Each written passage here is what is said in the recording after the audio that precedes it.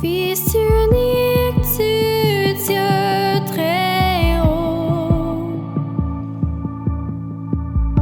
les mystères de ta gloire révélés en toi, Christ, notre Seigneur. Oh, ce nom est si merveilleux, oh, ce nom est si merveilleux, le nom de Jésus-Christ, mon roi. Oh, ce nom est si merveilleux, sa beauté est sans pareil. Oh, ce nom est si merveilleux, le nom de Jésus.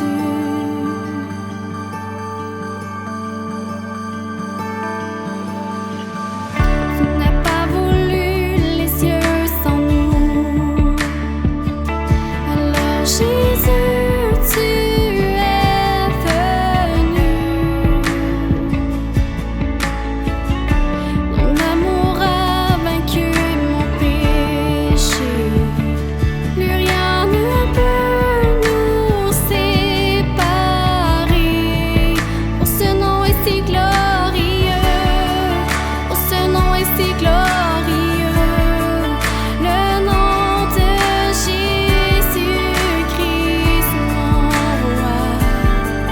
Oh, ce nom est si glorieux. La beauté est sans pareil. Oh, ce nom est si glorieux. Le nom de Jésus. Oh, ce nom est si glorieux. Le nom de Jésus.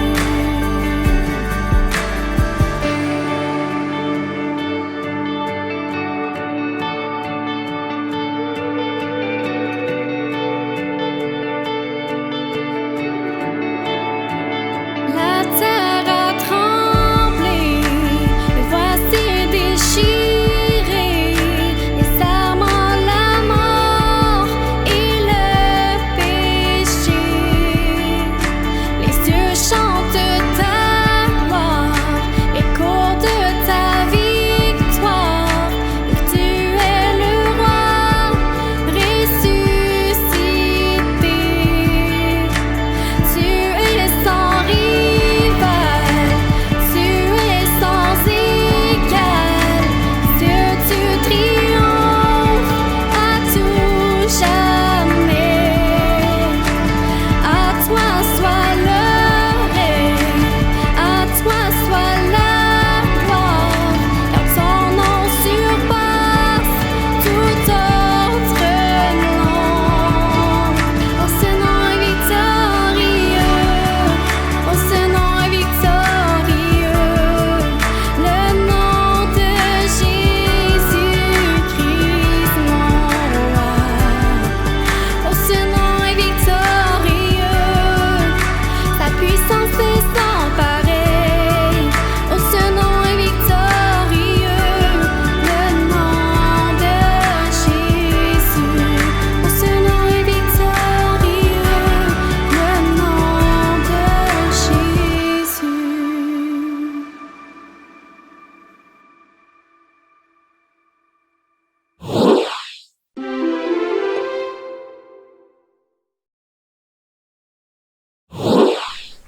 Aujourd'hui, on célèbre ma fête préférée, la fête de Pâques. Pourquoi c'est ma fête préférée?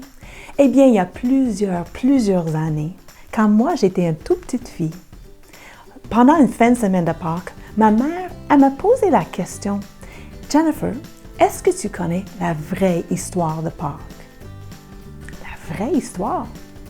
Ben, à l'école, je savais qu'on bricolait des lapins, on peinturait des œufs, on mangeait du chocolat, mais pourquoi on faisait tout ça? Je ne savais pas. Et donc, cette journée-là, cette fin de semaine de Pâques, on était assis ensemble, ma mère et moi, dans un fauteuil. Et ma mère, elle m'a raconté l'histoire qui a changé ma vie à jamais. L'histoire que je raconte depuis des années maintenant. La vraie histoire de Pâques. Yes! On va en voir enfin la fin de l'histoire. En arrivant à Jérusalem avec ses disciples, Jésus a reçu un accueil incroyable. Les foules criaient des louanges d'Hosanna. Ce qui veut dire Dieu sauve. En mangeant le repas de Pâques avec ses disciples, Jésus leur a fait une leçon d'objet en leur donnant du pain et du vin. Le pain, ça représentait son corps, et le vin, ça représentait son sang. Pendant le repas avec ses disciples, Jésus leur annonce qu'un d'entre eux allait le trahir. Mais qui? Et pourquoi? Les disciples se parlaient entre eux et se disaient, mais est-ce que c'est moi? Est-ce que c'est toi? On ne sait pas.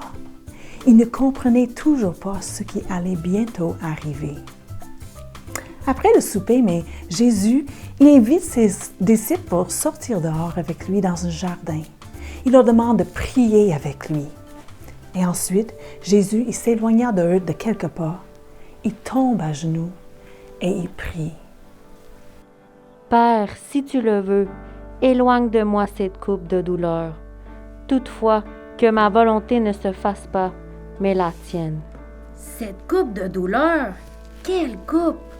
De quoi Jésus parle? Mais tu sais, Jacob, Jésus, il est Dieu. Et au contraire de nous, Jésus, il savait ce qui allait venir. Il savait que bientôt un de ses disciples allait le trahir et il savait qu'il allait mourir sur une croix. Et donc, connaissant cette suite douloureuse de l'histoire, Jésus a pris un moment pour parler avec Dieu le Père. Et il lui a demandé si c'était possible, qu'il n'allait pas à traverser toute cette épreuve, mais seulement si Dieu le veut. Donc, après avoir prié, une foule arriva dans le jardin. Un des disciples, nommé Judas, était avec eux. Il s'approcha de Jésus et lui donna un baiser. C'était le signe qu'il avait donné à la foule. Celui que je vais donner un baiser, c'est lui. Arrête-le. Judas, c'est par un baiser que tu me livres. Mais cette trahison n'était pas une surprise. En effet, ça faisait partie du plan de Dieu. Les gens dans la foule, ils ont saisi de Jésus. Ils l'ont amené devant des chefs religieux. Ensuite, les gens qui tenaient Jésus, ils se moquaient de lui, ils l'insultaient, ils le frappaient. Ils ont même voilé son visage. Et pendant que son visage était voilé, ils le frappaient. Ils disaient, « Hey, devine qui t'a frappé. » Peux-tu imaginer? Ensuite, ils ont amené Jésus devant le gouverneur Pilate. Avance! Nous avons trouvé cet homme. Il essaie de faire une révolte. Oui, il dit qu'il est roi. Il mérite de mourir. Oui! Crucifie-le! Crucifie-le! Crucifie-le! Crucifie-le! Mais je ne trouve rien de coupable en cet homme. Ah non! Crucifie-le! Crucifie-le! Crucifie-le! Et donc, Pilate, il a donné l'ordre de crucifier Jésus. Ensuite, ce qui est arrivé, c'est vraiment, mais vraiment triste. Jésus a été fouetté avec des fouets. Il a été battu. Les gens ont même craché dans son visage.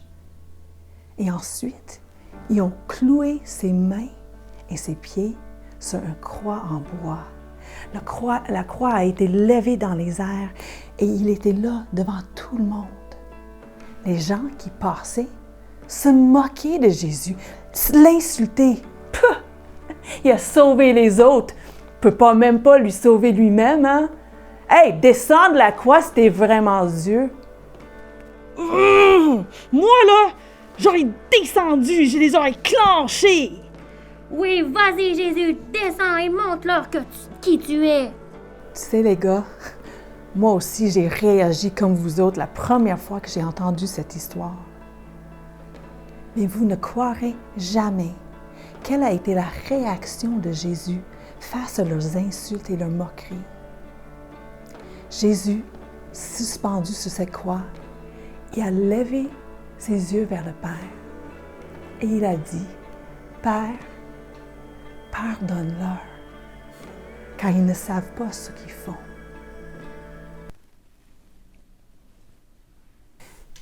Jésus savait qu'il fallait rester sur la croix pour finir ce à quoi il est venu sur terre accomplir.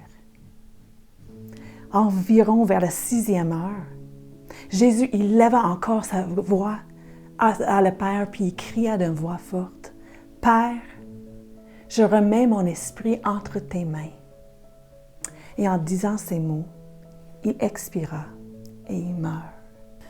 Un homme nommé Joseph demande à Pilate la permission d'enterrer Jésus. Dans ce temps-là, les tombeaux, c'était des cavernes ou des grottes. Et à l'ouverture, on plaçait une énorme roche ou pierre pour fermer l'entrée. Hey boy! J'imagine que les disciples, ils doivent être dévastés! Aïe, aïe, aïe, Jésus, il est mort! Chose certaine, ils étaient bien confus. Parce que les disciples, eux autres, ils se croyaient, ils étaient certains que Jésus était celui qui allait les sauver. Mais comment maintenant? Il est mort. Eh bien, 3 jours après la mort de Jésus, des femmes, amies de Jésus et les disciples, ont décidé d'aller au tombeau pour mettre des épices pour que ça sente bon. Mais en arrivant, la pierre qui fermait la porte était roulée. Un ange leur est apparu en disant « Pourquoi cherchez-vous parmi les morts celui qui est vivant? » Quoi? No way! Jésus est revenu à la vie! C'est trop hot! Est-ce que vous vous rappelez la promesse que Dieu avait faite à Adam et Ève? Oui! Je me rappelle, il allait écraser la tête du serpent. Mais vous savez, quand Jésus est mort, Satan, le serpent, l'ennemi qui avait trompé Adam et Ève au départ, il a dû penser, il a dû croire « Hey, j'ai gagné! Yes! Jésus, il est mort! » Mais non! Jésus, quand il est revenu à la vie, il a vaincu le serpent, il a vaincu la mort et il a payé la dette du péché au grand complet. Yes! Il a écrasé la tête du serpent! Wouh! Oh que oui, Marie-Jade! Tu sais, quand j'ai entendu cette histoire pour la première fois de ma vie, j'étais tellement touchée que Jésus m'a autant aimée, que Jésus était prêt, volontaire, de souffrir pour moi, de mourir à ma place pour mes fautes et mes péchés. Vous savez, Jésus, il a prouvé son amour envers nous. Lorsque nous étions encore des pécheurs, Christ est mort. Jésus t'aime. Et ma prière pour toi, c'est qu'en cette fin de semaine de Pâques, tu rencontres Jésus, que tu réalises jusqu'à quel point il t'aime, que Jésus est mort pour toi, personnellement. Quand il était sur la croix, il pensait à toi. Et il a payé pour chaque péché que toi tu as fait. Et il veut te pardonner. Il t'offre son amitié et son pardon. Est-ce qu'on prend un moment pour remercier Jésus? Prions. Jésus, merci de m'avoir aimé et d'avoir souffert pour moi. Merci de nous pardonner, même si on ne le mérite pas. Merci d'avoir vaincu l'ennemi en revenant à la vie. Jésus, on t'aime. Amen. Alors cette semaine, j'ai un nouveau verset pour toi. Je sais que tu es capable, puis on va apprendre des nouveaux gestes. J'ai eu des très bonnes idées. Alors, on se rappelle que l'Éternel puis Dieu, on le fait avec un cercle. Et cette semaine, notre verset nous parle que Dieu, il est plein de grâce. Et moi, quand je regarde un papillon voler, je trouve ça tellement gracieux. Alors, on va faire avec nos mains le signe comme si un papillon s'envolait quand on va dire le mot grâce. Puis, dans notre verset, ça nous dit que Dieu est rempli de compassion. La compassion, c'est de comprendre qu'est-ce qu'on sent. Alors, on va mettre nos mains sur notre cœur. Et ça nous parle que Dieu, il est lent à la colère. Es-tu capable avec moi de faire un visage de colère? On fronce nos sourcils. Bravo! Et il est riche. On fait le signe comme si on avait beaucoup de sous dans nos mains, d'avoir de l'argent. Il est riche. Puis on met nos mains comme ça pour faire le signe amour. T'es pareil? Revenez à l'Éternel, lui qui est votre Dieu. Car il est plein de grâce, il est compatissant, il est lent à la colère, il est riche en amour. Joël 2, verset 13. On va le refaire. T'es prêt? Je sais que t'es capable.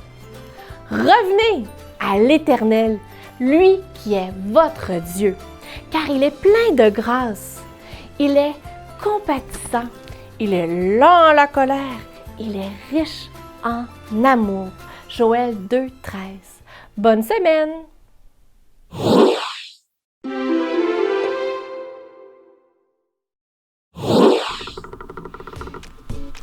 Bonjour tout le monde, bienvenue pour le défi du dimanche. Aujourd'hui, on va utiliser un bâton de bois, 5 dés, puis c'est le premier.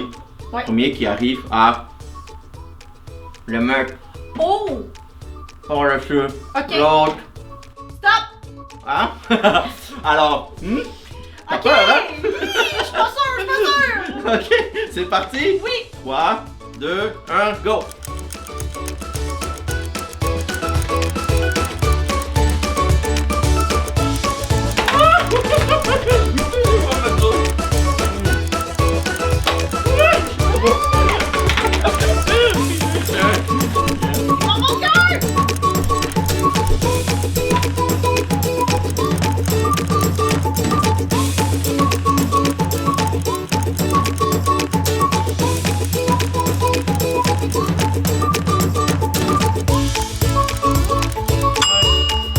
J'ai gagné!